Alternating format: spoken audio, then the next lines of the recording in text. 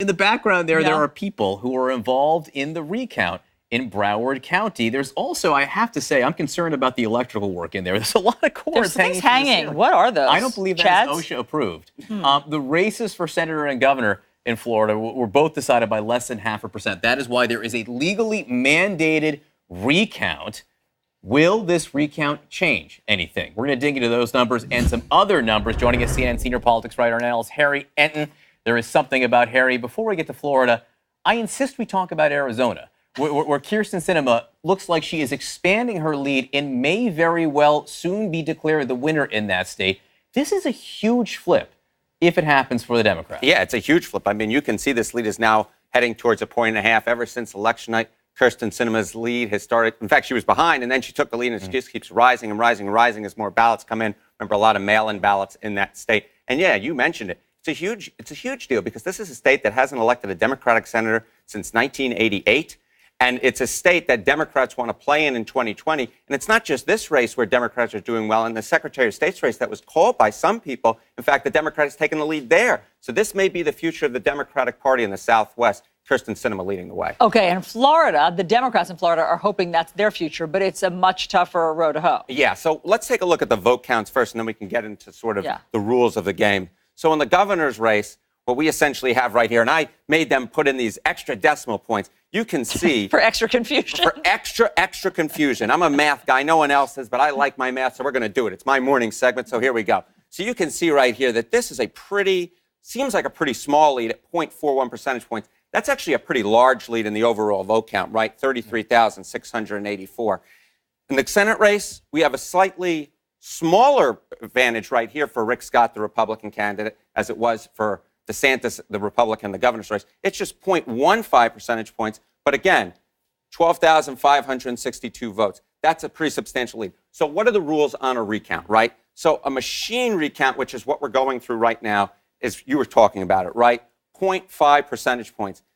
That, we're both within that, right? We have a 0.41, we have a 0.15. We're going to recount the ballots. And what happens at the end of that race, if in fact the machine recount shows a margin under 0.25, then you have a manual recount. But that's only for the undervotes and the overvotes. Yeah, go ahead. I have a lot of questions here.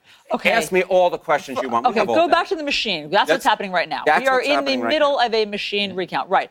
Okay. What if it is not completed by 3 p.m. on November 15th? What happens? Those votes, I mean, we've seen we've played that game in Florida before, right? Then what? Those votes aren't counted. If they don't get those tallies in, forget it. It's over. You can go to court and you try and get those ballots. It defaults to the original count, which happened on Election Day, is what happened. So you don't get the new count that is supposed to be redone by Thursday. And there is a suggestion that it will not be completed by Correct. And we saw this in 2000, right, where we saw these same counties in the Southeast, Palm Beach County, not being able to get its vote in on time. And that may very well be the case here. And it just defaults, and then people's votes don't get counted. And part of the reason is they have 3 of them. They have 3 of these races going on now at once, and it's just hard to get it all done. Correct. I believe it's the Agriculture Commissioner, which is a very tight race statewide. The Democrat actually leads in that race. But yeah, so look, 0.15 percentage points, that gets you a manual recount. But I want to point out something, that this race seems particularly tight. Both of these races seem tight. They're not actually that tight. So go all the way back to 2000. Remember, we had that election night. You know, they called it and then they called it back. Yeah. Right. People as young as me perhaps don't remember it, though I do remember I was watching it up in my room. Real nerd. But look, make this comparison, right? 0.41 in the governor's race, 0.15 in the Senate race, 0.03 in the U.S. presidential race heading in that recount. So this is 5 times that in the governor's race. So one of the things that people like to say, Harry, is, recounts never overturn the results on Election Day. That's not totally true. That's not totally true. So we can go to an example where that actually didn't happen. And so you can go back to the 2008 Minnesota Senate race. Perhaps you remember that. It was between Norm Coleman, the Republican incumbent senator, and Al Franken, who is now no longer in the Senate.